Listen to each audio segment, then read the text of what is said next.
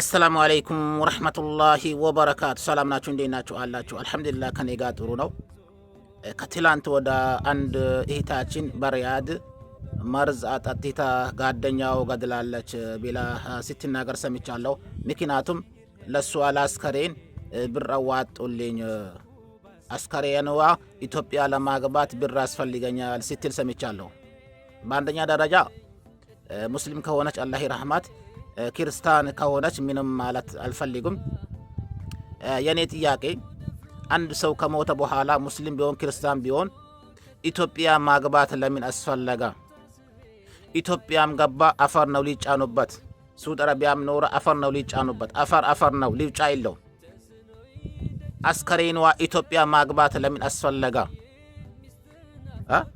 ምናልባት ክርስቲያን ከሆነች በኢትዮጵያ ክርስቲያን መቃብር አለ በሱ ልትቀበር እንዲሆናል እንጂ ያው አንድ ሰው ከሞተ በኋላ ኢትዮጵያ ጎትቶ ማግባት ለምን አስፈልጋል አንድ ሰው ሬሳው ኢትዮጵያ ለማግባት ወይ 20 ሺህ ብር 15 ሺህ ብር ጠይቃል ያ 15 ሺህ ሪያል ለደሃ ለምስኪን ለተራባ ለአካል ጎደሎ ቢሰጥ ጥሩ አልነበረም ወይ ይሄ የኔ ጥያቄ ነው አንድ ሰው ከሞተ በኋላ ኢትዮጵያ ጎትቶ ማግባት ለምን አስፈለገ ይኔ ከሞትኩኝ ሳውዲ አረቢያ ከሞትኩኝ ምናልባት የሚሞተው አላህ ነው የሚያውቀው እዚህ ሀገር መቅበር አለበት እንጂ መንግስት ኢትዮጵያ ሬሳዬ ጎትቶ ኢትዮጵያ ማግባት በፍጹም ክልክል ነው ይኔ አልፈቅድም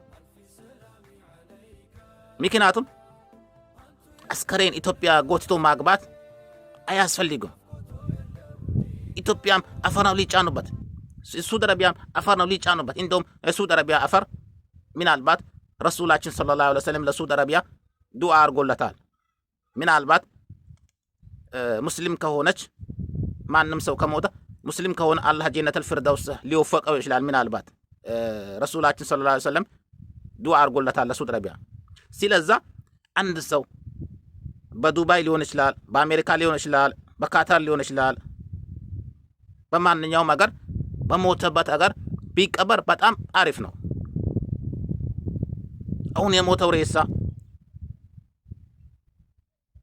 ኢትዮጵያ ከገባ በኋላ ተነስቶ ወይ እርሻ ሊያርስ ነው ወይስ ቤተሰቡን ልጆቹን ተነስቶ ለማያት ነው ወይስ ለምንድን ነው ኢትዮጵያ የሚታስገቡት የኔ ጥያቄ ነው ሐቂቃ ነው ምን አረጋል ጎትቶ ሬሳውን ጎትቶ ኢትዮጵያ ማግባት ለምን አስፈለጋ ባጭሩ ለምንድን ነው ለሬሳ ብር የሚታዋጡት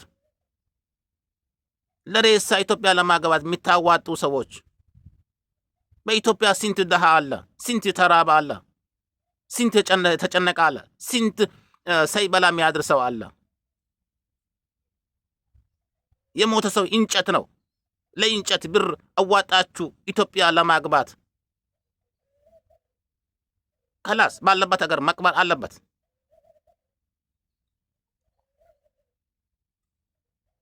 ምክንያቱም አንድ ሰው ከሞተ በኋላ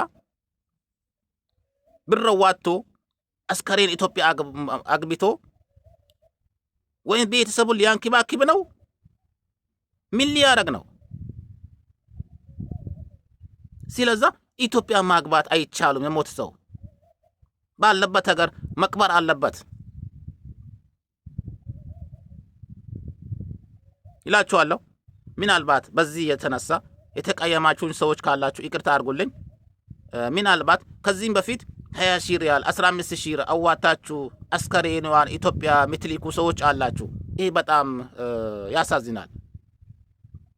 ያሳዝናል ለአስከሬን ለእንጨት የሚሰጡት ብር በአንደኛ አጅር የለበትም ያ ብር ለአስከሬን የምትሰጡት ብር ለኢትዮጵያ ለተጨነቀ ለተራባ ለህፃናቶች ለተፈናቀሉ ሰዎች አሉ በየቦታቸው አሉ በአማራ ክልል በአፋር በተለያየ ቦታ የተጨነቁ የተራቡ በኢትዮጵያ ውስጥ የተጨነቁ ብዙ ሰዎች አሉ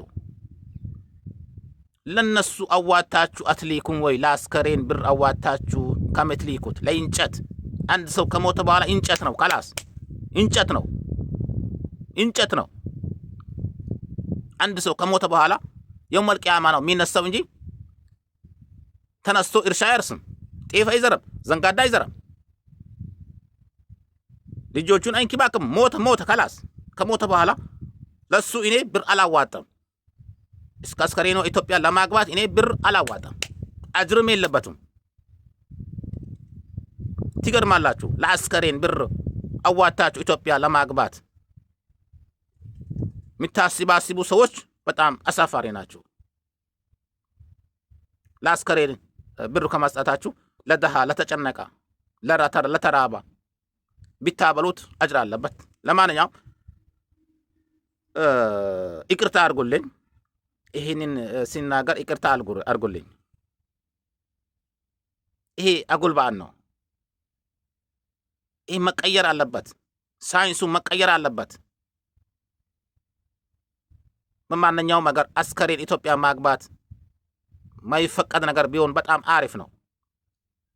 ባለበት ነገር መቀበር አለበት ይላችኋለሁ። ይመቻችሁ። ሰላም አለይኩም ወራህመቱላሂ ወበረካቱ። ከቶክቶክ አጠገብ ሊንክ አለኝ፣ ዩቲዩብ ሊንክ አለኝ። ገብታችሁ ሰብስክራይብ አድርጉኝ ይላችኋለሁ። ምናልባት እኔን ሰብስክራይብ በማድረጋችሁ የሚቀንስባችሁ ነገር የለም። ምናልባት ለኔ ሊጠቅመኝ ይችላል። እናንተዎች ግን አይጎዳችሁም። ሰብስክራይብ አድርጉኝ ይላችኋለሁ። ብዙ ጊዜ ተናግሬያለሁ። አሁን ሰልችቶኛል። ለማንኛውም ይቅርታ አድርጉልኝ። ይሄንን የተናገርኩት ወይንም ምናልባት ያው አሁን በሪያድ በሞታችሁ ጉዳይ ሳይሆን ከዚህም በፊት ያደረጋችሁ ሰዎች በጣም ስህተት ነው። በጣም ስህተት ነው። ይሄ አጉል በዓል ነው። ይሄ መቀየር አለበት። ሳይንሱ መቀየር አለበት። ቴክኖሎጂ መቀየር አለበት። ምን ያደርጋል? አንድ ሰው ከሞተ በኋላ ኢትዮጵያ ተሸክሞ ማግባት ምን ያደርጋል? ከላስ ዋጋ የለውም። እዚህም ያው አፈር ነው፣ ኢትዮጵያም አፈር ነው። ምን አፈር ኢትዮጵያ ምን ወርቅ ጫንበታል ወይ? ያለውን ሀብት ይዞ መቃብር ውስጥ ይገባል። ሰው ሀብት ቢኖረው ባይኖረው፣ ኢማራ ቢኖረው ባይኖረው አፈር ነው የሚጫንበት። መኪናው ከጎኑ አይቀመጥም። ብሩ ከጎኑ አይቀመጥም። መኪናው ከጎኑ አይቀመጥም። ኢማራው ከጎኑ አይቀመጥም።